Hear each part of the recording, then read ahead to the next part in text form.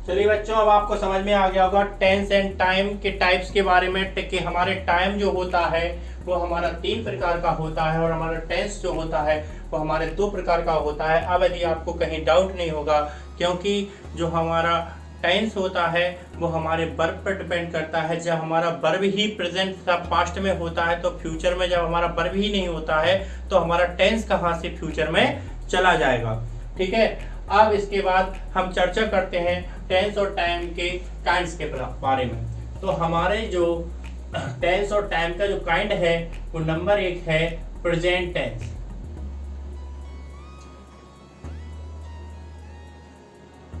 Number 2 जो है आपका वो है पास्ट टेंस।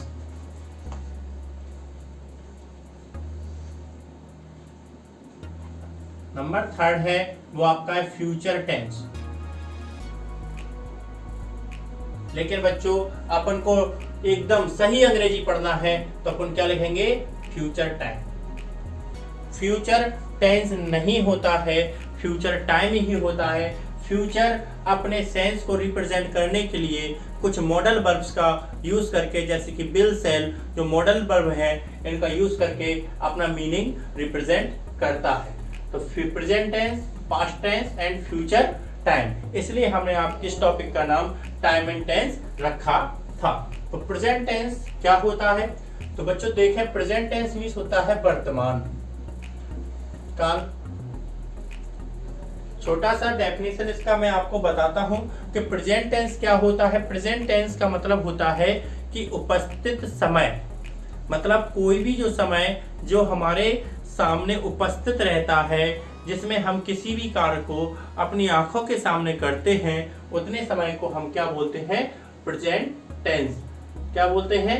प्रेजेंट टेंस, यानी उपस्थित समय। कौन सा समय बच्चों? उपस्थित समय। तो उपस्थित समय में कोई भी चीज हमारे सामने होती है, यानी कि है इसका सिंबल, मतलब डेफिनेशन समझ लीजिए।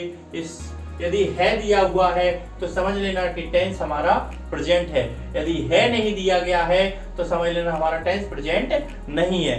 यदि हमारा कोई सा भी टेंस है, यदि वो हम स्ट्रक्चर वाइज ले जाते हैं तो है से हमारा समझ में आ जाएगा कि टेंस किसका है?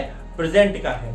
इसके बाद यदि कोई भी टेंस हमारा पास्ट का होता है, जिसे अपन कहते हैं भूतकाल। क्या कहते हैं? भूतकाल।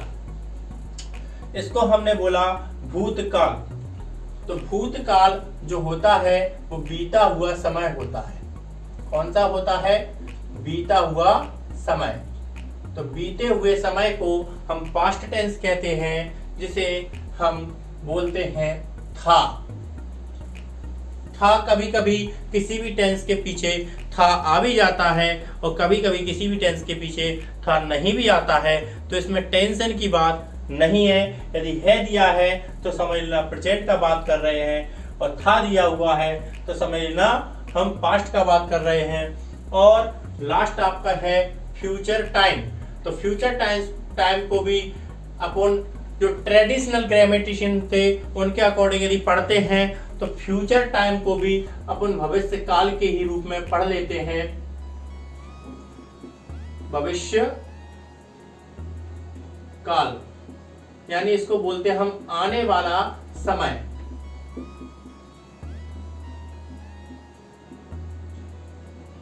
आने वाले समय के रूप में भी हम इसको पढ़ते हैं। ठीक है, तो आने वाले समय के रूप में हम इसको पढ़ते हैं भविष्य काल को। तो इसका आइडेंटिफिकेशन मार्क है होगा। यदि किसी टेंस के अंत में आपको होगा मिलता है या गा मिलता है तो वो फ्यूचर टाइम के अंतर्गत वो समय चला जाएगा। वो टेंस किस में चला जाएगा? फ्यूचर टाइम में। और वो उस टेंस को हम फ्यूचर टाइम तथा प्रेजेंट टेंस के अंतर्गत रखते हैं। ठीक है, इतना समझ में आ गया होगा, तो इसको नोट भी करते चलिए। अब इन टाइप्स के 4 काइंड्स और होते हैं, तो उनको भी देख लेते हैं कि इन टेंसों को 4 भागों में क्यों बांटा गया।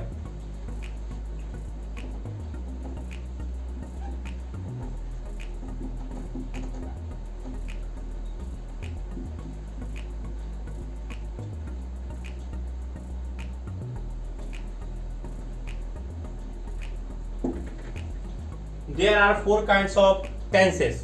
नंबर 1 आपका जो होता है वो होता है इंडेफिनिट। इंडेफिनिट जो आपका टेंस होता है वो भी आपका वर्तमान में होता है और भूत में भी होता है और भविष्य में भी होता है, क्योंकि इंडेफिनिट का मतलब हमेशा ही अनिश्चित निकलता है। इंडेफिनिट का मतलब अनिश्चित होता है। देखना बच्चों, इसमें एक हम आपको छोटा सा कंसेप्ट देंगे जिसके थ्रू आप 12 टेंस की आप क्या पहचान तैयार कर लेंगे, चुटकियों में तैयार हो जाएंगी और आपको 12 टेंस भी समझ में आ जाएंगे। और हमने आपको बेसिक कॉन्सेप्ट भी समझा दिया कि फ्यूचर टाइम नहीं बेटा, टेंस नहीं टाइम होता है। इस बात को भी आप नॉलेज बेस में अपने पास रखिए कि फ्यूचर टाइम होता है और इसको टेंस एंड टाइम का आप एंजॉय भी करते रहिए। इंडेफिनिट टेंस अनिश्चित होता है।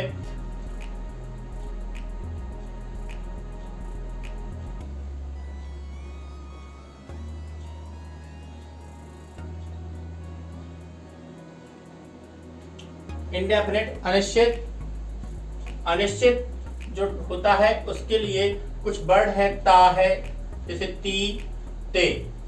यदि कोई भी टेंस आपका इंडेफिनिट का है तो उसकी आइडेंटिटी ता, ती, ते हिंदी में निकलता है। ठीक है, इसके बाद सेकंड नंबर पे आपका फ्यूचर आता है, सॉरी कॉन्टिन्यूअस आता है। कॉन्टिन्यूअस आता है, इसका मतलब अपूर्ण या फिर जारी होता है। क्या होता है कि जब कोई कार्य लगातार चल रहा होता है, जारी होता है, तो वो कंप्लीट हो ही नहीं पाता है, इसलिए उसको हम अपूर्ण भी कहते हैं। इंडेफिनिट में क्या हुआ था, इंडेफिनिट में कोई कार्य होता तो है लेकिन कब होगा ये पता नहीं होता, हो गया है ये भी पता नहीं होता, इसलिए उस काम को अनिश्चित में रखा जाता है। वो काम निश्चित नहीं हो पाता है कि वो काम हुआ या नहीं हुआ। कंटिन्यूअस में काम जारी रहता है, इसलिए वो काम पूरा नहीं हो पाता है, इसलिए हम इसको अपूर्ण भी यानी इनकम्प्लीट भी बोलते हैं। प्रोग्रेसिव भी बोला जाता है। कंटिन्यूअस का सेकंड नेम इम्परफेक्ट भी है। इसको लोग इम्परफेक्ट टेंस के नाम से भी पढ़ते हैं। एक नाम इसका और है बेटा, उसको प्रोग्रेसिव, इसको प्रोग्रेसिव टेंस के नाम से भी पढ़ा जाता है। कॉन्टिन्यूअस के जैसे अपूर्ण होता है, जारी होता है, ऐसे इंग्लिश में इसको कॉन्टिन्यूअस, इम्परफेक्ट एवं प्रोग्रेसिव भी बोला जाता है। इसका कॉमन सा जो आइडेंटिफिकेशन वर्ड है वो रहा, रही, रहे, खड़ा, बैठा या लेटा होता है। यानी ऐसे वर्ड जिसमें रहा, रही, रहे, खड़ा, बैठा, लेटा, जिसमें कंटिन्यूअस एक्शन को रिप्रेजेंट किया जाता है, बताया जाता है, तो वो सारे मीनिंग सेंटेंस किसमें चले जाते हैं, कॉन्टिन्यूअस में चले जाते हैं। तीसरे नंबर पे आपका आता है परफेक्ट।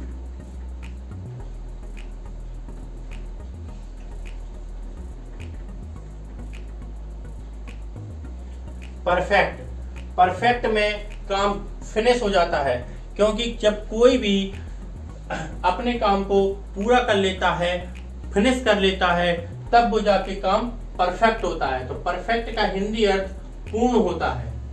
क्या होता है, पूर्ण होता है, जिसमें काम फिनिश हो जाता है। तो इसमें जब काम फिनिश हो जाता है, पूर्ण हो जाता है, तो उस काम के लिए अपन लिखते हैं बच्चों चुका, चुकी, चुके, या फिर आ, ई, ए।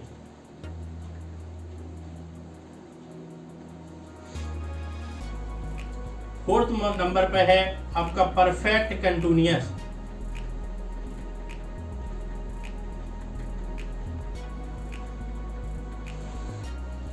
इसमें देखो बच्चों परफेक्ट भी है, कंटिन्यूअस भी है। तो परफेक्ट कंटिन्यूअस जो टेंस होता है इसमें आपको क्या होता है, जब कोई कार्य पास्ट में जाकर स्टार्ट होता है, पास्ट से शुरू हुआ प्रेजेंट या पास्ट या फ्यूचर में जाकर खत्म होता है, तो वो टेंस हमारा परफेक्ट कंटिन्यूअस होता है, जिसको हम बोलते हैं पूर्ण अपूर्ण। जिसको हम क्या बोलते हैं बच्चों? पूर्ण। परफेक्ट का पूर्ण हो गया, कंटिन्यूअस का अपूर्ण हो गया, तो यही इसका नाम हो जाता है पूर्ण अपूर्ण। ठीक है, तो इसके लिए मोस्ट डेफिनेशन है, समय भी दिया होता है, समय के साथ में यदि से शब्द लगा है और लास्ट में आपको रहा कंटिन्यूअस है तो कंटिन्यूअस की पहचान भी आएगी। तो रहा, रही, रहे, या फिर खड़ा, बैठा, लेटा, ऐसे शब्द आते हैं तो उस टेंस को हम परफेक्ट कंटिन्यूअस टेंस भी कहते हैं। हिंदी में ये बेसिक क्लास के लिए ये स्ट्रक्चर, ये टेंसेस, इनकी पहचान है मैंने बताई है, क्योंकि एडवांस जब आप टेंस को पढ़ोगे तो इन डेफिनेशंस की, इन पहचान्स की, इन आइडेंटिफिकेशंस की कोई आवश्यकता आपको नहीं पड़ेगी। ऐसा competition advance tense and time में नहीं आता है। ये हमारा 12th लेवल तक के बच्चों के लिए ये क्लास मैंने बनाई है कि भाई बच्चों को डिमांड था कि सर छोटी छोटी क्लासों में टेंस आता है, हमको टेंस नहीं पहचान पाते हैं, हम कैसे पहचानें कि कौन टेंस प्रेजेंट में चला जाता है, कौन टेंस पास्ट में चला जाता है, कौन सा टेंस फ्यूचर में चला जाता है। तो मैंने उन बच्चों के लिए इस क्लास को बनाया है कि जिससे हमें कोई भी डाउट नहीं रहेगा।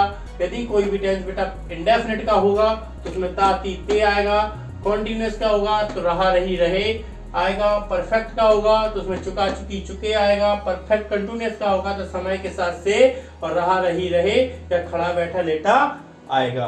अब देखें इसको पहचान में कैसे बनाते हैं। फ्यूचर को टाइम एंड टेंस भी बोल सकते हैं। ठीक है, कुछ बच्चों को डाउट होगा तो मैंने पिछले वीडियो में बता दिया था कि फ्यूचर को टाइम क्यों बोला जाता है। देखते हैं। अब इसको, इस डायग्राम को आप लोग चाहे स्क्रीनशॉट निकाल दो या फिर इसको राइट कर लो, क्योंकि मैं अब आपको बताने जा रहा हूं कि टेंसेस की पहचान कैसे बनाई जाती है। इन टेंसेस की पहचान कैसे बनाई जाती है। तो नंबर 1 सबसे पहले देखें। देखो बच्चों, इसमें एक अपवाद भी है, इस ट्रिक में छोटा सा एक अपवाद भी है। वो अपवाद ये है कि फ्यूचर इंडेफिनिट में वो जो आती है वो आएगी बेटा गा, गी और गे। ठीक है, और सेम रहेगा। अब देखते हैं, सबसे पहले मैंने ऊपर का लिया, प्रेजेंट लिया। सर मैंने प्रेजेंट पढ़ा था, मैंने प्रेजेंट लिख लिया, इसके बीच में इसका मल्टीप्लाई किया तो मल्टीप्लाई करेंगे इसका मल्टीप्लाई करेंगे तो इसमें बीच में इंडेफिनिट लिख दिया। और फिर बच्चों मैंने टेंस लिख दिया। ठीक है, प्रेजेंट इंडेफिनिट टेंस। अब बीच में जिस वर्ड को हमने लिखा है उसका हिंदी अपन सबसे पहले लिख लेंगे। तो मैंने लिख दिया अनिश्चित। प्रेजेंट टेंस का मतलब होता है बच्चों वर्तमान, टेंस का मतलब होता है काल। बस इसका हिंदी बना दो। अनिश्चित का मतलब क्या बताया था बच्चों? ता, ती, ते, ता, ती, ते। अब बेटा प्रेजेंट इंडेफिनिट का मतलब हो गया अनिश्चित का। अब वर्तमान काल का मतलब मैंने लास्ट में क्या बताया था? इसका मेन मतलब क्या होता है? तो उसमें जोड़ दिया मैंने ता है, ती है, ते है। ये आपका प्रेजेंट इंडेफिनिट का पहचान बन गया। और देखो, इसको कहीं भी आपको याद करने का, रटने का कोई जरूरत नहीं है। ये हमारा प्रेजेंट इंडेफिनिट का पहचान बन गया है। दिखने में दिक्कत आ रहा है? दिक्कत आ रहा है? चलो अभी देखते हैं, इसको ऊपर बनाते हैं। एक पहचान इसकी हम ऊपर भी बना देते हैं, यदि किन्हीं बच्चों को नीचे दिख नहीं रहा होगा, कैमरे का प्रॉब्लम है।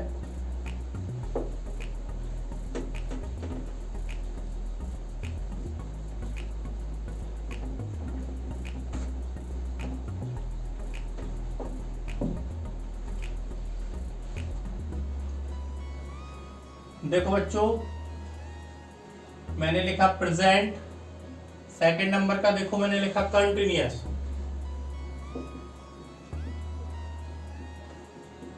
टेंस। बीच में जो मीनिंग है इसका हिंदी हमने पहले लिख लिया। ऐसे हमने प्रेजेंट इंडेफिनिट का भी बनाया था। अपूर्ण, प्रेजेंट टेंस बचा, वर्तमान काल। तो इसका पहचान क्या बनेगा? अपूर्ण मीन्स क्या होता है बच्चों? रहा, रही, रहे, रहा, रही, रहे, खड़ा, बैठा, लेटा। अब वर्तमान काल का मतलब क्या होता है बेटा? है,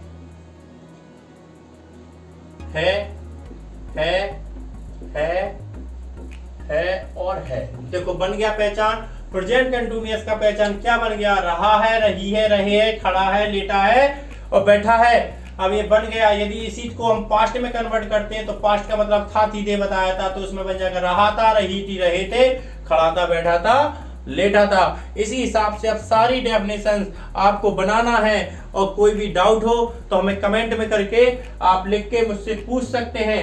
यदि आपको कहीं भी कोई दिक्कत नहीं आएगी, यदि आप फ्यूचर का बनाओगे तो फ्यूचर का ऐसे ही बन जाएगा। आप फ्यूचर का इंडेफिनिट का भी लिखोगे तो गा, गी, के आ जाएगा। फ्यूचर का कंटिन्यूअस का लिखोगे तो रहा होगा, रही होगी, रहे होगे आ जाएगा।